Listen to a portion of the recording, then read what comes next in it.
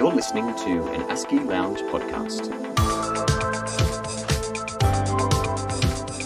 This is Talking Supply Chain, where we tackle the most important supply chain topics and trends with the industry's best and brightest.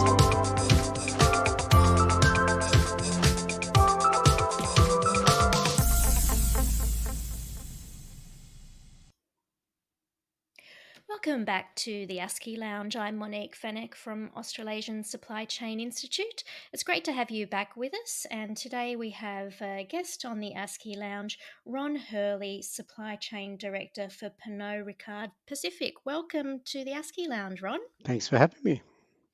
Ron Hurley has 25 years of experience in supply chain management, including working in the automotive industry for a Tier 1 supplier supplying Toyota, Holden, Ford and Mitsubishi OEM and parts and accessories. Working in the electrical wholesale and retail industry and printing and service industries as well. Ron is an industry leader in areas of inventory planning and supply chain transformation, having been involved in some very successful network transformation projects within the companies he has been employed. So Ron joined Pernod Ricard Winemakers in 2018 as the Director of Supply Chain, and it has been an interesting ride since 2018 for everybody in supply chain, Ron, not just yourself. Agreed. So now you look after supply chain and customer service across ANZ and international customer service for all other global markets. And one of the things that Ron and I have been discussing of late are the proficiencies and workforce strategies for 2020 and beyond. And World Economic Forum brought out a study to list 10 competencies required. And this certainly does apply to practitioners in the supply chain field.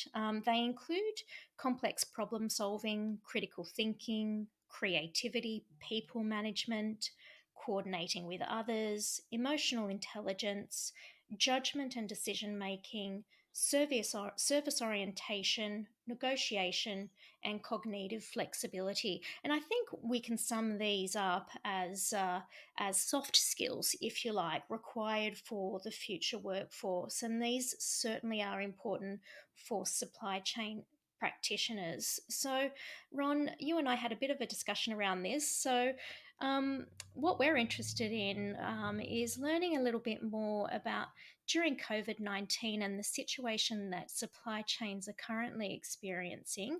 What questions are coming from the boardroom that you're hearing and directed to supply chain right now during COVID?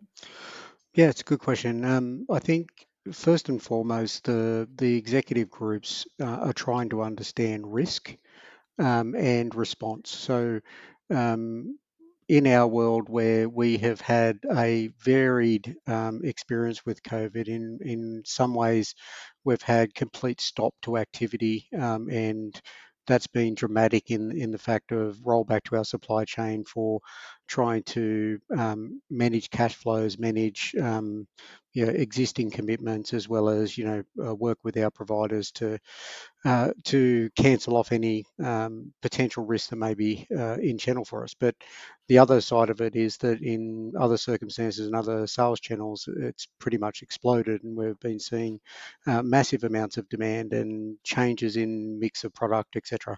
So the executive is well aware of that, and so first and foremost they want to be communicated with around what is happening and what is the nature of what's happening and the potential risks that presents to the business. But secondly, it's about operational risk and fundamentally people risk, because we are in very unusual circumstances at the moment where we need to be aware of people and we need to be aware of how they're coping within the current circumstance, whether that be through isolation initiatives or whether that be through just in general practices working in the manufacturing world about safe distance and proper protocols. And so the key questions for the executive is centering around, how do we protect the business from a a commercial outcome, but also how do we ensure that we're doing the best things that we possibly can for our people at the same time. And how are we responding to the dynamics of change? Because that's been one of the key factors and learnings from the COVID experience that we've had is around the dynamic change that's occurring. Where overnight and just last night with Victoria going on. Onto the fourth level of COVID restrictions. So in the morning, my team and the business working through, what does that mean? Are we affected by it? Are we not? How are our providers coping with it? Does it create restrictions to supply? Does it actually generate new supply, which we have to be aware of? How are our customers going to respond to it? So that dynamic nature of response is also where the boardroom is saying, okay, what's happening and what do we need to do to respond effectively? Yeah, and that certainly it has described a lot of the soft skills that I just listed there. How would you describe a typical supply chain practitioner's mindset? Yeah, look, I think this is quite a challenge and becoming more of a challenge on a daily basis where supply chains have been, I think, somewhat isolated within organisations, and part of that is because of the internal supply chain approach, and part of that is some ways in lack of understanding in a business context of what supply chains do and need, and to be able to be a high performing business outcome, and also probably not as much awareness of the value of supply chain. And I think that the events around the COVID situation has really sort of driven a lens over top of the supply chain from varying factors of risk, or even just how complicated and how fragile that they can be.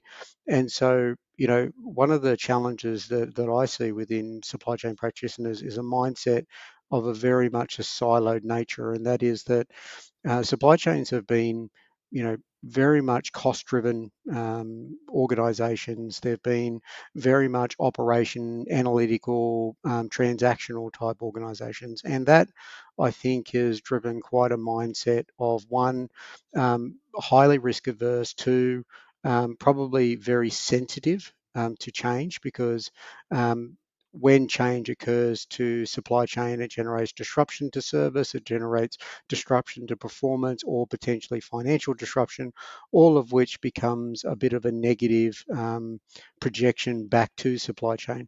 And so supply chains are very sensitive about it. And as a result, I think a typical practitioner is very much closed-minded in a lot of ways, and also sometimes forgets what I believe is the key role of supply chain within a business structure.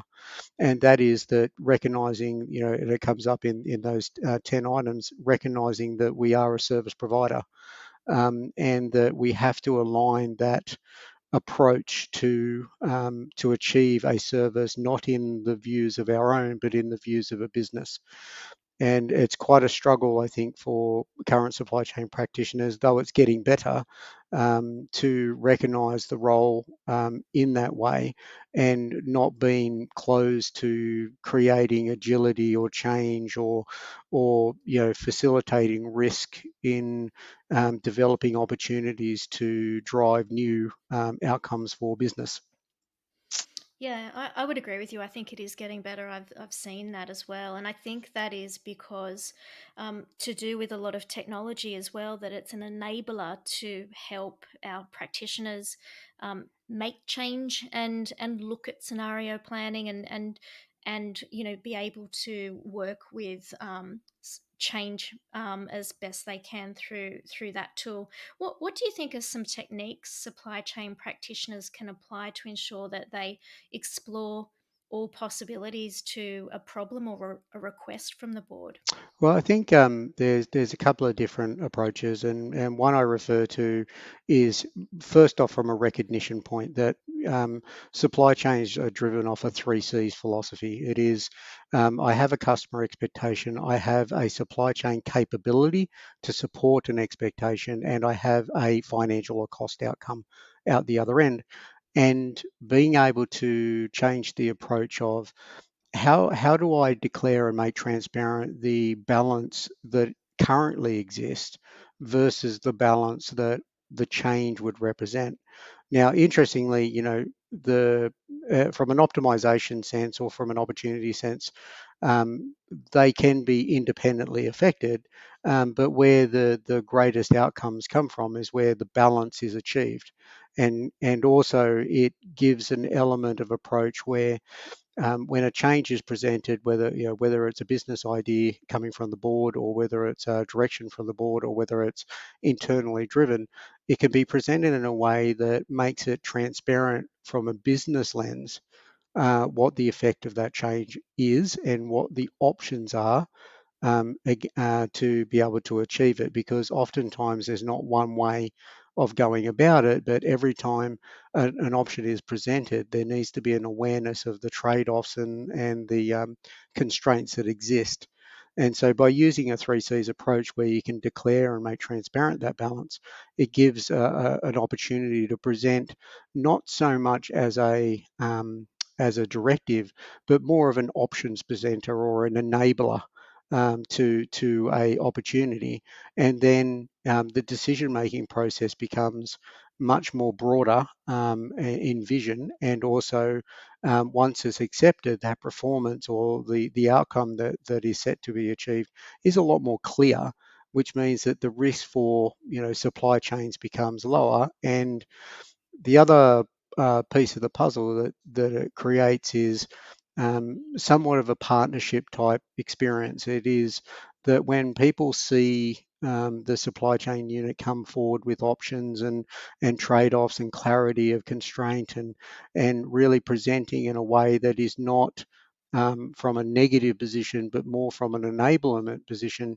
then moving forward, what generally happens in my experience is that the invite is represented far more earlier, and the seat at the table is offered, because they're seeing that you are starting with a yes principle, and then looking at what the trade-offs and ramifications are of going with yes, and not moving so much to the no or the yes but straight away, because that can represent an element of barrier or conflict or constraint before the idea is actually explored in full.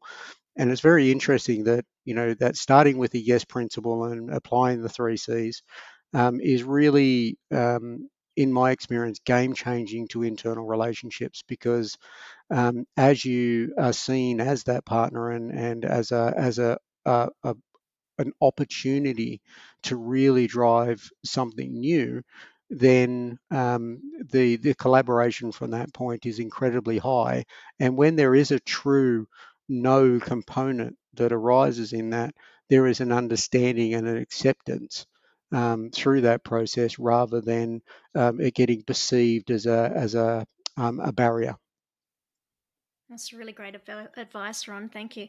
And how important is a professional network outside your organization, I mean, for ideation and mentorship, and to just see how other supply chains are using the yes mindset? Is that going to help some of our listeners, really bridge that gap? Yes, and I think I think personally that networks are incredibly important, and I try and find and make time for interaction with other supply chain professionals to share experience and to share ways of working that may be beneficial to me and to my business moving forward, but also to really sort of take opportunities to drive new innovation and ideas of and approaches of how things can be done.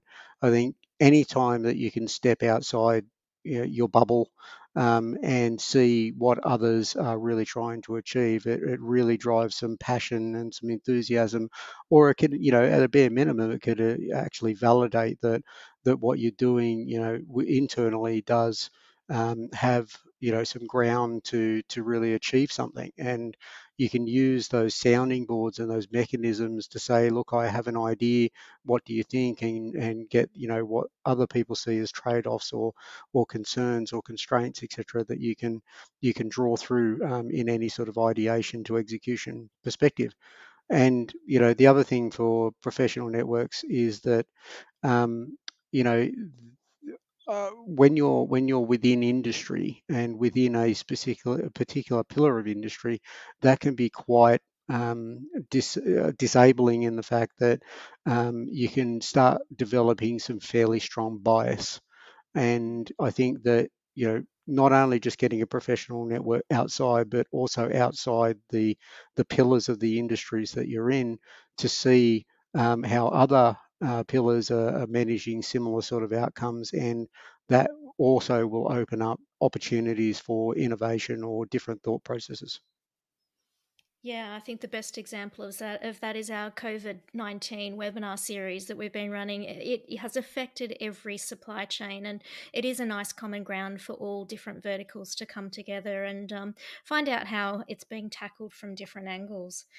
Well, thank you so much for joining us on the ASCI Lounge, Ron. I think you've had a lot of value to add to our community, and I hope that everybody thinks seriously about this approach and the 3Cs. I love it. It's something that they can all go back and test, and it's something I think that their board will expect of them next time they walk in. If they keep this approach consistent, then it's a consistent expectation as well, that you'll have a customer expectation element, a capability element, and a cost and outcomes element to what you present. So I think it's a fantastic idea. Thank you. No worries. It's been a pleasure.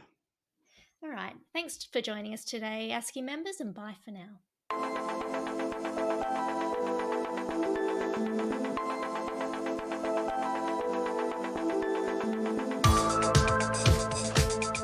Thanks for listening. Subscribe to our podcast today. For more information about our supply chain community, visit asci.org.au.